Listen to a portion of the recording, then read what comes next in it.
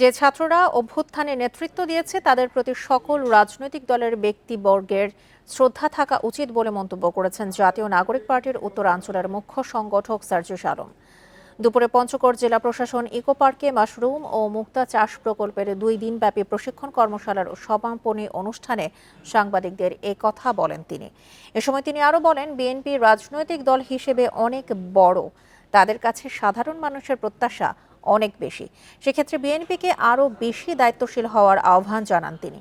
এ সময় ভারতের ট্রান্সশিপমেন্ট চুক্তি বাতিল প্রসঙ্গে তিনি বলেন, বাংলাদেশ ভারত দুটি পাশাপাশি প্রতিবেশী দেশ, কখনো এই দুই দেশের সম্পর্ক এমন হয়ে যাবে না যে মুখোমুখি দাঁড়িয়েছে, এমনটা আমরা প্রত্যাশাও করি না। প্রাণ সসের মাখামাখি টেস্ট নুডলসকে করে তোলে আরো ইয়ামি আরো জোস। প্রাণ সসের যেই রাজনৈতিক দলই ক্ষমতায় আসুক না কেন, যেই ছাত্ররা এই অভ্যুত্থানের সামনে থেকে নেতৃত্ব দিয়েছে তাদের প্রতি এতটুকু শ্রদ্ধা সকল রাজনৈতিক দলের ব্যক্তিবর্গের থাকা উচিত। বিএনপি তাদের জায়গা থেকে কিংবা বিএনপির কোনো নেতা তাদের জায়গা থেকে আরও বেশি এই দায়িত্বটি পালন করবেন, কারণ যেহেতু তারা বড় দল, তাদের কাছে মানুষের প্রত্যাশা অনেক বেশি।